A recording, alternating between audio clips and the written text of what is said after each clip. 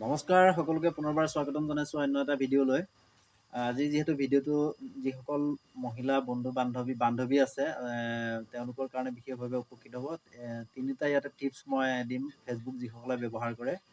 গতিকে ভিডিঅ'টো অকণমান আগলৈ চাই যাব, নিশ্চয় আপোনালোক উপকৃত হ'ব বুলি ভাবিছোঁ।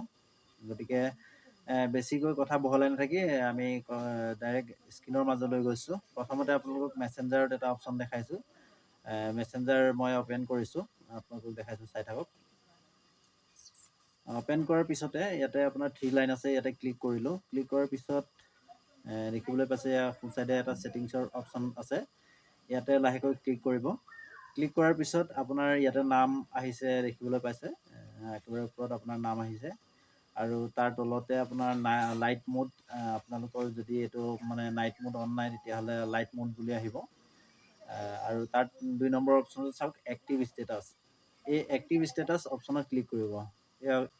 এই এক্টিভ ষ্টেটাছ অপশ্যনত ক্লিক কৰাৰ পিছত আপোনালোকে একেবাৰে ওপৰত দেখিবলৈ পাইছে ইয়াত ব্লু কালাৰত এইটো অলৰেডি অন হৈ আছে, ইয়াত লাহেকৈ অফ কৰি দিব।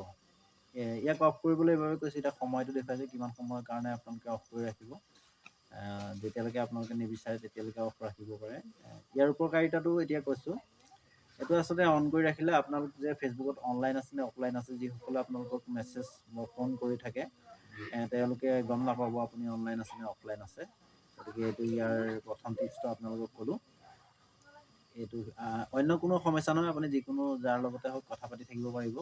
কিন্তু যিসকলে আপোনাক অসুবিধা কৰে তেওঁলোকে গম নাপায় জাষ্ট আপুনি অনলাইন আছে নে অফলাইন আছে। প্ৰথম এইটো আপোনালোকক দেখুৱালোঁ। ইয়াৰ পিছতে আপোনালোকে 2 নম্বৰ অপশ্যনটো হৈছে, কথাটো হৈছে ফেচবুক লাইট। যিসকলে ফেচবুক লাইট বৰ্তমানলৈ ব্যৱহাৰ কৰা নাই, নিশ্চয় ফেচবুক লাইট ডাউনলোড কৰি ল'ব।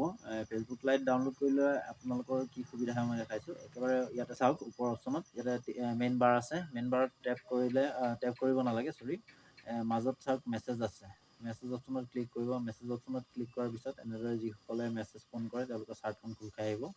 খোল খাই আহিলে যিজন ব্যক্তিক আপুনি ফেচবুকৰ পৰা আঁতৰাব বিচৰা নাই, কিন্তু আপুনি তেওঁক মেছেজ কৰি থাকে বা ফোন কৰি থাকে, গতিকে তেওঁক মেছেজ আৰু কলছত মানে বন্ধ কৰি ৰাখিব বিচাৰিছে, কিন্তু ফেচবুকত তেওঁলোকৰ বন্ধুত্ব হৈ থাকিব।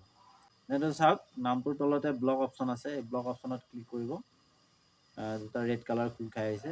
ওপৰৰ অপশ্যনটোত কৈছে আপুনি মেছেজ আৰু কলছ ব্লক কৰি থ'ব পাৰিব, আৰু তলৰ অপশ্যনত কৈছে ফেচবুকটো তেওঁৰ লগত বন্ধুত্ব সম্পূৰ্ণৰূপে বন্ধ কৰি থ'ব পাৰিব।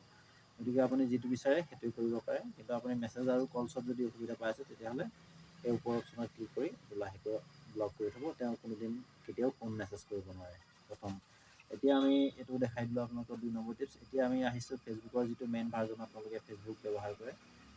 এতিয়া বিভিন্ন পোষ্ট পাই আছোঁ, বা এনেকুৱা হয়ো কেতিয়াবা মোৰ ক্ষেত্ৰতো হৈছে বা আপোনালোকৰ ক্ষেত্ৰতো নিশ্চয় হৈছে।